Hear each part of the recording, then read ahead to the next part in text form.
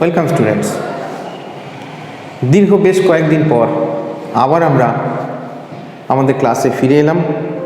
আজকে আমরা যে জিনিসটা নিয়ে আলোচনা করব সেটা হচ্ছে আমাদের ইলেকট্রনিক্স পার্টের স্টার্টিংটা নিয়ে আলোচনা করব। অর্থাৎ ইলেকট্রনিক্সটা আমাদের শুরু হবে, তো ইলেকট্রনিক্সটা শুরু করার জন্য আমাদের কিছু বেসিক আইডিয়া দরকার। সেই বেসিক আইডিয়াটা ক্লাসটা হচ্ছে এটা। সেই বেসিক আইডিয়ার মধ্যে আমরা যেটা আজকে আলোচনা করব সেটা হচ্ছে ব্যান্ড থিওরি, মানে পটিতত্ত্ব, কেলাসের পটিতত্ত্ব। অ্যাকচুয়ালি ক্রিস্টালের কিছু ধর্ম থাকে, তার শক্তি পটির একটা ব্যাপার থাকে, সেইগুলো নিয়ে আমরা আজকে আলোচনা করব। তো অনেকদিন পর যেহেতু ক্লাসে ফিরে এলাম, তাই আবার একটু মনোযোগ সহকারে সবাইকে ক্লাসগুলো করতে হবে। চলো এসো আজকে শুরু করি আমাদের নতুন ক্লাস। তো চলো, কেলাসের পরিতত্ত্ব শুরু করার সময় বা শুরু করার আগে আমরা যেটা প্রথমে জানব সেটা হচ্ছে, আমরা এর আগে জেনেছি যে একটা ইলেকট্রন, পরমাণুর মধ্যে ইলেকট্রন নিউক্লিয়াসের চারদিকে, আমি যদি এটা নিউক্লিয়াস ধরি, এর চারদিকে ইলেকট্রনগুলো আবর্তন করে, বিভিন্ন কক্ষপথে ইলেকট্রনগুলো আবর্তন করে। আর যেহেতু নিউক্লিয়াসটাকে আমরা পজিটিভ তড়িৎধর্মী ধরে থাকি এবং ইলেকট্রনগুলো নেগেটিভ তড়িৎধর্মী, তো সেই ইলেকট্রনগুলো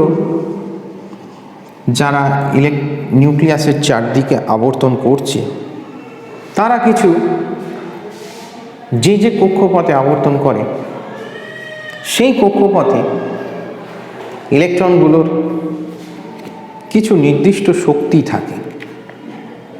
তা সেটা একটু আমরা দেখব কার কত শক্তি থাকে। তো দেখো, প্রথমে ইলেকট্রনগুলো যখন ফার্স্ট অরবিটে থাকে, প্রথম অরবিটে যখন ইলেকট্রন থাকে, তখন তার শক্তি হয় -13.6 ইলেকট্রন ভোল্ট।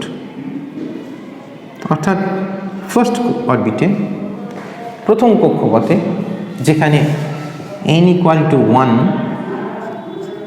সেখানে ইলেকট্রনগুলোর শক্তি হয় -13.6 ইলেকট্রন ভোল্ট। অর্থাৎ ওই শক্তি নিয়ে ইলেকট্রনগুলো তাদের অনুমোদিত কক্ষপথে ঘুরতে পারে।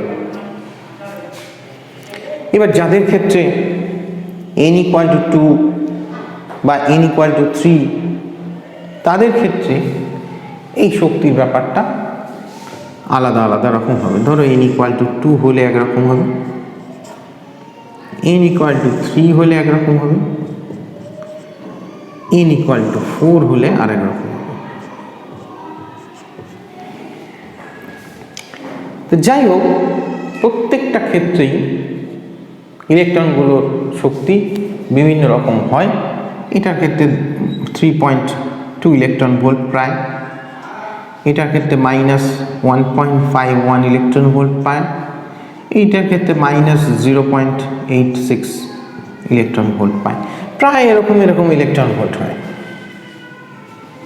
তা এখন এই যে ইলেকট্রনগুলো যে অনুমোদিত কক্ষপথে ঘুরছে, তার যে নিজস্ব শক্তি আছে, এটা কখন বা এটা কখন হবে বা এটা কখন হবে বা এটা কখন হবে না, যখন একটা সিঙ্গেল অ্যাটম থাকবে। অর্থাৎ একটা অ্যাটম বা একটা পরমাণু যখন আলাদা থাকবে, একটা পরমাণু যখন আলাদা থাকবে, তখন তার চারদিকে ইলেকট্রনগুলো যে ঘুরবে, যে কক্ষপথে যে ইলেকট্রন ঘুরছে, যদি 2 নম্বর কক্ষপথে ইলেকট্রন ঘুরে, তাহলে তার এনার্জি -3.2 ইলেকট্রন ভোল্ট। কিন্তু সমস্যা হয়ে যায় কেলাস গঠনের ক্ষেত্রে। এই যে ভ্যালুগুলো আমরা পড়েছি এখানে, এগুলো সবই কিন্তু আইসোলেটেড অ্যাটমের ক্ষেত্রে, অর্থাৎ যে অ্যাটমগুলো সম্পূর্ণরূপে পৃথক। কিন্তু পরমাণুগুলো তো সবসময় পৃথক পৃথকভাবে অবস্থান করতে পারে না, একসঙ্গে অবস্থান করে। তা একসঙ্গে অবস্থান করা মানে আমি এখানে দুটো পরমাণু ধরছি পাশাপাশি আছে, এই একটা নিউক্লিয়াস, তার একটা পরমাণু, তার অরবিটে ইলেকট্রন আছে, তার পাশে আরেকটা পরমাণু, তার নিউক্লিয়াস, দুটো পরমাণু, দুটো নিউক্লিয়াস, তার চারিদিকে ইলেকট্রনগুলো আবর্তন করছে ধরে নিলাম। তা দেখো, এভাবে যদি দুটো পরমাণু পাশাপাশি চলে আসে তাহলে সেক্ষেত্রে একটা ঘটনার সৃষ্টি হওয়া বাঞ্ছনীয়, সেটা হবেই, সেটাকে আমি আটকাতে পারবো না। কি সেটা না, সেটা হচ্ছে এই যেহেতু এটা নেগেটিভ তড়িৎধর্মী, বাইরের কক্ষের ইলেকট্রনটা, বিশেষ করে এটা বাইরের কক্ষের ইলেকট্রনটার ক্ষেত্রে প্রভাবটা বেশি হয়। কীরকম? কেন্দ্রের পজিটিভ তড়িৎধর্মী নিউক্লিয়াস, তার সঙ্গে ইলেকট্রনগুলো পজিটিভ নেগেটিভের একটা আকর্ষণ বল থাকবে। তাহলে এর সঙ্গে নিউক্লিয়াসের সঙ্গে নিউক্লিয়াসের সঙ্গে এই ইলেকট্রনের আকর্ষণ বল থাকবে, নিউক্লিয়াসের সঙ্গে এই নিউক্লিয়াসের সঙ্গে এই ইলেকট্রনের একটা আকর্ষণ বল থাকবে। কিন্তু যখনই দুটো পরমাণু কাছাকাছি চলে আসে তখন এই যে বাইরের কক্ষের ইলেকট্রনটা আছে তার উপর যেমন এই নিউক্লিয়াসটা প্রভাব ফেলবে, তেমনি এর উপরে এই নিউক্লিয়াসটাও প্রভাব ফেলবে, যেহেতু তারা কাছাকাছি আছে। দুটো নিউক্লিয়াসই তার উপর প্রভাব ফেলবে। শুধু তাই নয়, এই বাইরের কক্ষের ইলেকট্রনটার ওপর এই যে এখানে ইলেকট্রনটা আছে এর বাইরের কক্ষে, এদের মধ্যেও একটা বিকর্ষণ বল দেখা যাবে। তাহলে যখনই কেলাস ফরমেশন হলো তখন বাইরের কক্ষের ইলেকট্রনটা কতগুলো আনব্যালেন্সড ফোর্সের মুখোমুখি হচ্ছে। লক্ষ্য করো, এখানে বাইরের কক্ষের ইলেকট্রনটা শুধুমাত্র এর সঙ্গে আকর্ষণ বল অনুভব করছিল, এর বাইরে কেউ নেই, কাজে ওর যে আকর্ষণ বলের পরিমাণটা সেটা ফিক্সড। কিন্তু এর ক্ষেত্রে কি নিউক্লিয়াসের সঙ্গে যে আকর্ষণ বলটা হচ্ছে ঠিক তার সঙ্গে পাশের যে অ্যাটমের পাশের পরমাণুর তার বাইরের কক্ষের ইলেকট্রন বা তার নিউক্লিয়াস এর সঙ্গে একটা বল দেখা যাচ্ছে, যেমন নিউক্লিয়াসের সঙ্গে আকর্ষণ বা ইলেকট্রন বিকর্ষণ বল লক্ষ্য করা যাচ্ছে। এর প্রভাবে এই বাইরের কক্ষের ইলেকট্রনটা যে এনার্জি হওয়ার কথা ছিল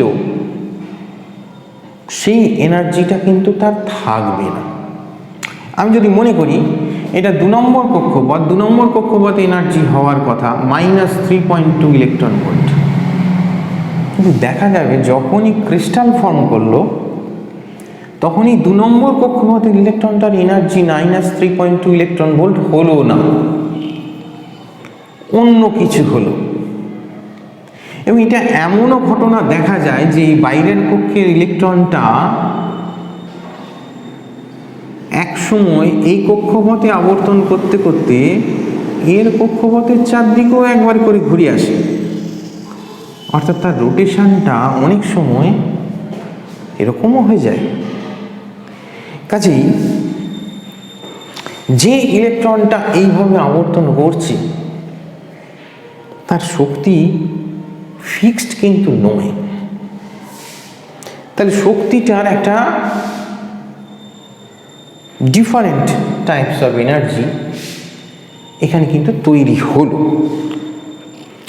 এখন এটা আরেকটু ব্যাখ্যা আমরা দেব, সেটা একটা স্পেসিফিক্যালি কোনো একটা উদাহরণ নিয়ে আমরা ব্যাখ্যাটা দেওয়ার চেষ্টা করি।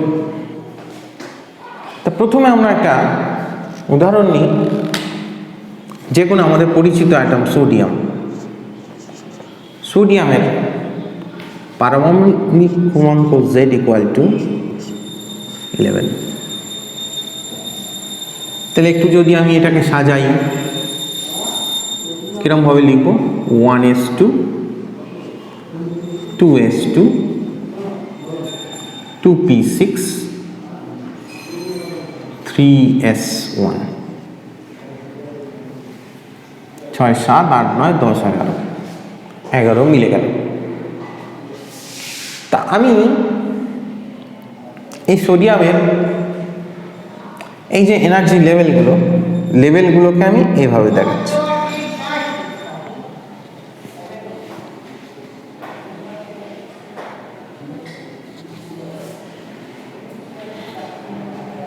এই একটা লেভেল, এই একটা লেভেল, এই একটা লেভেল, এই একটা লেভেল, এরকম লেভেলগুলো আমি দেখাই।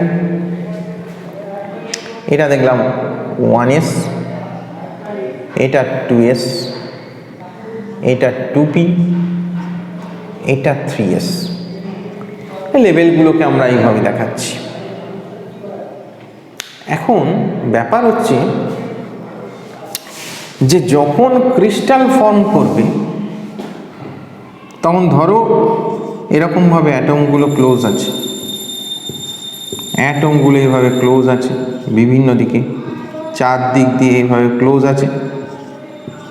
তা ক্লোজ হয়ে যদি এটা ফর্ম করে একটা ক্রিস্টাল, যেই ক্রিস্টাল ফর্ম করলো তখন একটা জিনিস লক্ষ্য রাখবে, সব অ্যাটমগুলো, প্রত্যেকটা অ্যাটমের বাইরের সেলে যে ইলেকট্রনগুলো আছে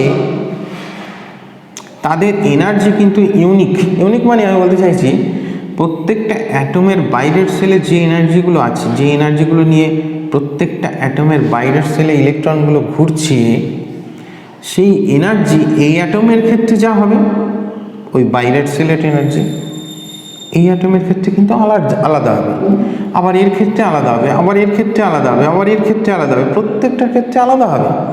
বলবে কেন আলাদা হবে?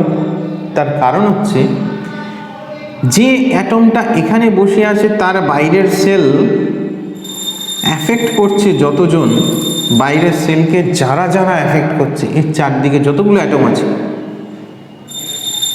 লক্ষ্য করে দেখতে পারো যে এর চারদিকে বাইরের সেলে এদিকে যতগুলো অ্যাটম আছে ওদিকে কিন্তু তার থেকে কম অ্যাটম আছে।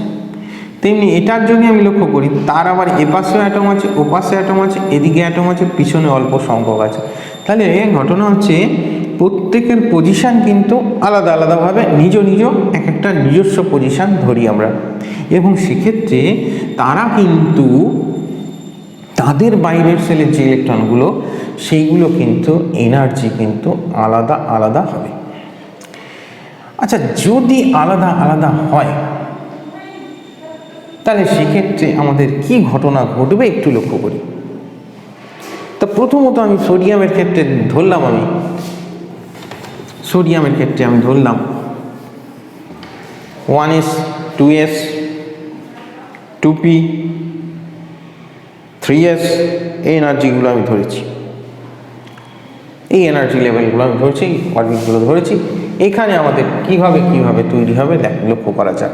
আমি ধরলাম এখানে 1 মোল অফ সোডিয়াম আছে। তো 1 মোল অফ সোডিয়াম মানে 6.023 × 10⁻23 নাম্বার অফ অ্যাটমস আছে। তো ধরে নাও এতগুলো যদি অ্যাটম থাকে তাহলে তুমি বলবে যে এতগুলো যদি অ্যাটম থাকে আর একটা অ্যাটমের বাইরের সেলে যে ইলেকট্রনটা ঘুরছে 3s1, একটা অ্যাটমের বাইরের সেলে যে ইলেকট্রনটা ঘুরছে, প্রত্যেকটা অ্যাটমের ক্ষেত্রে যদি বাইরের সেলের এনার্জিটা আলাদা হয়, বাইরের সেলের ইলেকট্রনের এনার্জিটা যদি আলাদা হয় প্রত্যেকটা অ্যাটমের ক্ষেত্রে, তাহলে এতগুলো অ্যাটমের ক্ষেত্রে বাইরের সেলের যে ইলেকট্রন তার এনার্জি এত সংখ্যক এনার্জি হবে। কি অবস্থা, এত সংখ্যক এনার্জি! তাহলে বাইরের সেল বলছে 3s, তাহলে 3s সেলে এত সংখ্যক আমি different types of energy level পাবো। তাহলে যখনই এটা ক্রিস্টাল ফর্ম করবে তখন এই 3s লেভেলটা স্প্লিট হয়ে গিয়ে বড় হয়ে যায়, অর্থাৎ 3s লেভেলে তখন আর সিঙ্গেল এনার্জি লাইন থাকবে না, অনেকগুলো এরকম লাইন থাকবে, তৈরি হবে। আচ্ছা, এখানে অনেকগুলো লাইন তৈরি হওয়ার ব্যাপারটা একটু বলি। অনেকগুলো লাইন মানে কত সংখ্যক লাইন তৈরি হবে না, 6.023 × 10⁻23 নাম্বার অফ লাইন্স তৈরি হবে। কেন না, এখানে 6.023 × 10⁻23 সংখ্যক অ্যাটম আছে এবং প্রত্যেকটা অ্যাটমের বাইরে একটা করে ইলেকট্রন আছে, তাহলে এত লেভেল তৈরি হবে। তেমনি প্রত্যেকটা 3s যেমন ভাগ হচ্ছে, তেমনি 2pটাও ভাগ হবে, 2sও ভাগ হবে। লক্ষ্য করার বিষয়, বলবে আপনি স্যার এটা মোটা আঁকলেন, এটা সরু আঁকলেন কেন এগুলো?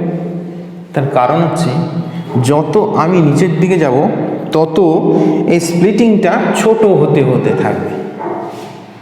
কেন না, কারণ হচ্ছে যে এফেক্টটা বাইরের সেলে হয়, বাইরের সেলের যে এফেক্টটা তৈরি হয়, ভেতরের সেলে কিন্তু ততটা এফেক্ট হয় না, তার থেকে কম হয়। তাই বাইরের সেল যতগুলো এনার্জি লেভেল তৈরি করবে, ভিতরের ইলেকট্রনগুলো তার থেকে কম এনার্জি লেভেল তৈরি করবে। তাই এখানে ভিতরের ইলেকট্রনগুলোর এনার্জি লেভেলগুলো কম হয়, আরও কম, ব্যান্ডগুলো আরও কম হয়। হ্যাঁ, বলে দিই, এই যে অনেকগুলো এনার্জি লেভেল পরপর তৈরি হয়েছে, লাইনগুলো অনেকগুলো লাইন পরপর যদি থাকে, এটাকে দেখতে অনেকটা ব্যান্ডের মতো মনে হয়। এটাকেই বলি আমরা এনার্জি ব্যান্ড বা শক্তি পটি। আচ্ছা, লক্ষ্য করো, আমি দেখছিলাম 3s মানে হচ্ছে 4 নম্বর। 4 নম্বরে কত? এখানে 0.86 ইলেকট্রন ভোল্ট। আচ্ছা, 0.86 ইলেকট্রন ভোল্ট মানে আমি ধরলাম 1 ইলেকট্রন ভোল্ট, প্রায় 1 electron volt. 1 electron volt single line হলে 1 ইলেকট্রন ভোল্ট। যদি এতগুলো লাইন হয়, তখন সেটা কিন্তু প্রত্যেকটা 1 ইলেকট্রন ভোল্ট থাকবে না, 1 ইলেকট্রন ভোল্টের আশেপাশে ঘোরাফেরা করবে। অর্থাৎ 1 ইলেকট্রন ভোল্টের আশেপাশে ঘোরাফেরা করবে 0.8, 0.88, 0.87, 0.8765, 0.87651, 0.87652, এরকমভাবে এত সংখ্যক এনার্জি লেভেল হবে এবং সেটার সংখ্যাটা হবে এতগুলো। তার মানে এইটুকুর মধ্যে এতগুলো লাইন্স হবে। তো এইটুকুর মধ্যে যদি এতগুলো লাইন্স হয়, তাহলে সেটা একটা ব্যান্ডের মতো মনে হবে এবং এটাই আমাদের এনার্জি ব্যান্ড বা শক্তি পটি। এখন এই যে পটিটা তৈরি হলো না 3s-এ, এই পটিটার একটা ব্যাপার আছে। ব্যাপার হচ্ছে 3s-এ কটা ইলেকট্রন ম্যাক্সিমাম থাকতে পারে না, তোমরা বলবে 2টো ইলেকট্রন ম্যাক্সিমাম থাকতে পারে, কিন্তু এখানে আছে কটা? একটা ইলেকট্রন আছে। তাহলে হিসেব অনুযায়ী যদি 2টো ইলেকট্রন থাকে, তাহলে 3s-এর ব্যান্ডটা আমি ধরে নিই পুরোটা ব্যান্ড তৈরি হবে। আর যেহেতু এখানে একটা ইলেকট্রন আছে, তাই ব্যান্ডটা হাফ ফিল্ড হবে আমি ধরে নেব। কারণ অ্যাকচুয়ালি 3s-এ কটা মোট শক্তি তৈরি হতে পারে? মোট শক্তি তৈরি হতে পারে মানে হচ্ছে এখানে যদি 3s-এ ম্যাক্সিমাম 2টো ইলেকট্রন থাকতে পারে, তো 2টো ইলেকট্রন যদি এখানে ফিল আপ থাকতো, 3s-এ 2টো ইলেকট্রন যদি ফিল আপ থাকতো, তাহলে এখানে কতগুলো এখানে তৈরি হতো না, 6.023 × 10⁻23 × 2 এতগুলো তৈরি হয়ে যেত এখানে। কিন্তু অ্যাকচুয়ালি এতগুলো তৈরি হয়নি এখানে, কিন্তু এতগুলোর স্পেস আছে, এতগুলোর জায়গা আছে ধরে নেব, মানে এতগুলো এখানে সিট আছে ধরে নেব, কিন্তু এতগুলো ফিল আপ হয়। এনার্জি লেভেল এতগুলো তৈরি হতে পারে, ম্যাক্সিমাম 3s2 পর্যন্ত তৈরি হতে পারে, কিন্তু এতগুলো এনার্জি লেভেল এখানে তৈরি হয়নি, হাফ তৈরি হয়েছে। কেন না, একটা আছে 3s1 আছে, তাহলে হাফ ফিল্ড হয়েছে এখানে, বাকি হাফটা, বাকি অর্ধেকটা এখানে ফাঁকা আছে। তো এই যে আউটার যে ব্যান্ডটা, এটা নিয়ে একটু ভাবো। আউটার ব্যান্ডটায় অর্ধেক ভর্তি আছে, অর্ধেক ফাঁকা আছে। যে অংশটা ভর্তি আছে ইলেকট্রনে, ওটাকে আমরা বলি যোজ্যতা পটি, বা এটাকে আমরা ইংরেজিতে বলবো ভ্যালেন্স ব্যান্ড। আর যে অংশটা এখানে ফাঁকা আছে, এটাকে আমরা বলবো পরিবাহী পটি। পরিবাহী পটি বা এটাকে আমরা বলবো কন্ডাকশন ব্যান্ড। তাহলে এই গেল এখানে একটা সোডিয়ামের উদাহরণ দিয়ে আমি বোঝালাম কিভাবে ব্যান্ড তৈরি হলো এবং ব্যান্ডের মধ্যে কিভাবে যোজ্যতা পটি এবং পরিবাহী পটি তৈরি হলো। আচ্ছা এবার বলি, এটা ইলেকট্রন ভর্তি থাকে, ইলেকট্রন ফিল্ড থাকে, এটা ফাঁকা থাকে, কিন্তু এটা পরিবাহী পটি কেন না? ইলেকট্রনগুলো সহজেই দেখো, ইলেকট্রনগুলো যে এনার্জি লেভেল নিয়ে এখানে বসে আছে, ওকে যদি আমি বাইরে থেকে হিট দিই, তাহলে হিট দেওয়া মানে বাইরে থেকে তাপ দেওয়া মানে সে আরেকটু এনার্জি নিয়ে নেবে, নিয়ে সহজেই সে এখানে ঘোরাফেরা করতে পারবে। তা যার অর্থাৎ সহজেই মুক্ত ইলেকট্রন তৈরি হবে। তা মুক্ত ইলেকট্রন তৈরি হওয়া মানে যার যত মুক্ত ইলেকট্রন থাকে সে তত পরিবহন ক্ষমতা তার বেশি হয়। কাজে এখানে মুক্ত ইলেকট্রনটা সহজেই তৈরি হবে এবং সেই ইলেকট্রনগুলো পরিবাহী পটিতে চলে যেতে পারবে, তাই এটা কিন্তু পরিবাহী হিসেবে কাজ করবে। চলো নেক্সট দেখি।